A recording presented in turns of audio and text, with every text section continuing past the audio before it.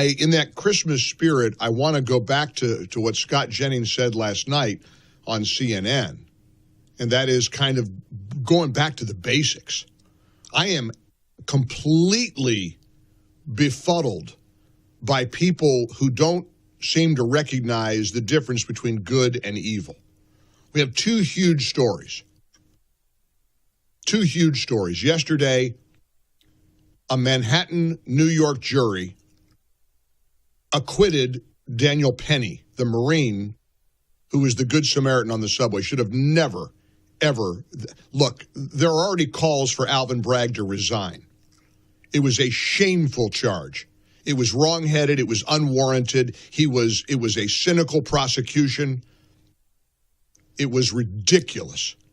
And even a New York jury saw it. You know, New York has juries capable of coming up with 34 felony convictions of the 45th and soon to be 47th president of the United States.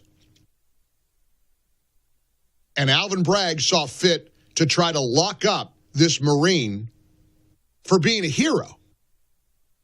He's a good guy, okay?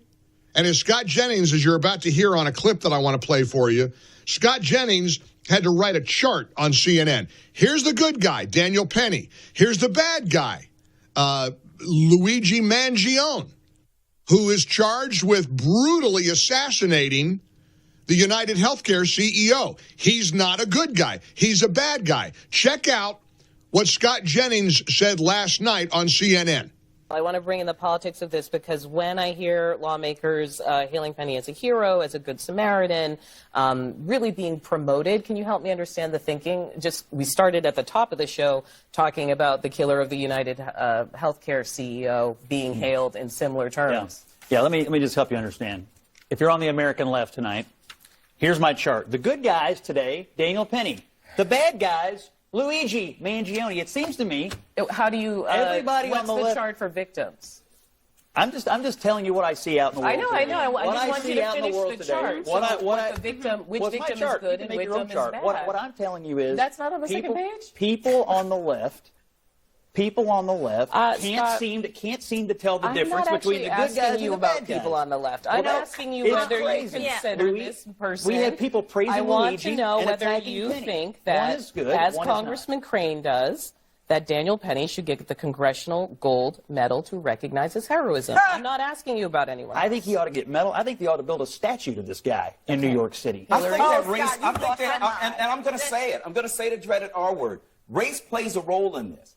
Right? And so we see it. Yes, absolutely, because statistics say that. Wasn't there a similar case in New York City the same time this one was going on? That when people kill people who are white, they tend to get harsher sentences, especially if they're people of color. What about the Jordan Williams case? That is what happens in our criminal justice system. No, I'm not going to stop because race absolutely plays a role in this. I said, what about the Jordan Williams case here in New York? Same situation, African-American.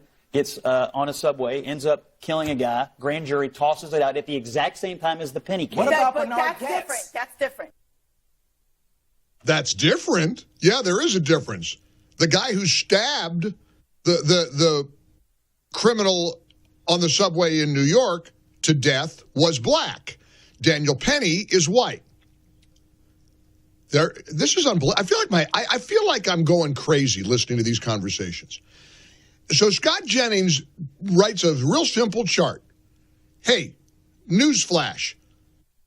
Luigi Mangione is a bad guy. Newsflash. Daniel Penny is a good guy. And that leads to a debate. Did you hear the pushback he got?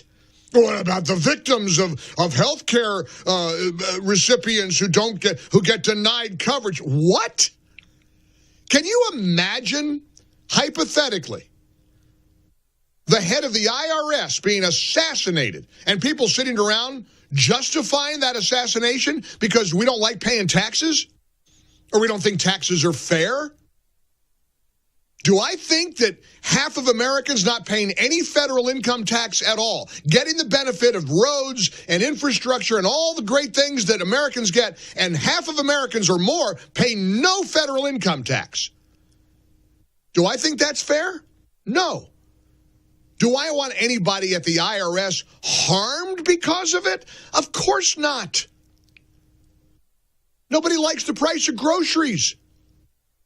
Do I think it's fair that poor people have a hard time buying eggs or bread or butter or milk in the grocery store? No, it's bad. It's terrible. That's a big reason why Trump won. We got to fix this. We got to turn this economy around. Do I want grocery store owners killed?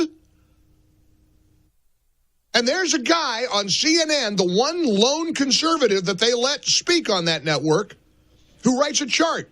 Daniel Penny, good guy. Luigi Mangione, bad guy. Oh, what do you mean, Scott? That's a debate? There's an argument to that? My gosh. We got to, look, Megyn Kelly wrote a great article on her site, MegynKelly.com, talking about Daniel Penny being found not guilty. She said, I think all of us are feeling the same thing. First, thank God. And second, how on earth was he charged in the first place? She writes, here's what Megyn Kelly said. This feels like divine intervention because that thug, Manhattan District Attorney Alvin Bragg, brought these charges where they should have never been brought to begin with. And then, as his case was falling apart Friday, he refused to accept a mistrial when the jury was hung. Megyn says, thank God is something we are thinking a lot these days. And a lot of us have said that since November 5th many, many times. I believe she's right. But I got to ask you, what is with the difficulty in knowing who the good guys are and the bad guys are? This feels biblical. It's like good is portrayed as evil. Evil is characterized as good. Up is down. Look at a debate on CNN over who the good. Do you have any doubt that Daniel Penny is the good guy and Luigi Mangione is the bad guy? Are you struggling with that? Can you tell me what the struggle is, please? Here's Megyn Kelly. I read from her column, but listen to what she said on her podcast about the Daniel Penny verdict yesterday in New York City. Somebody on his side yelled out in the courtroom, "It's a racist country." Hello, madam or sir, that's not working anymore. You're going to have to find a new line. I don't know what it's going to be. But the BLM era is officially over. It's over. You had us in some sort of weird, psychotic headspin for 4 or 5 years, and it's done. Trump's reelected, and Daniel Penny is acquitted in one of the most leftist jurisdictions in America, despite the fact that he is white and Jordan Neely was black. And they're still yelling, "It's a racist country, you fools, you absolute fools." She's right. There's something in the air. And it changed November the 5th. Think about how miserable we would have been had the Democrats won on November the 5th.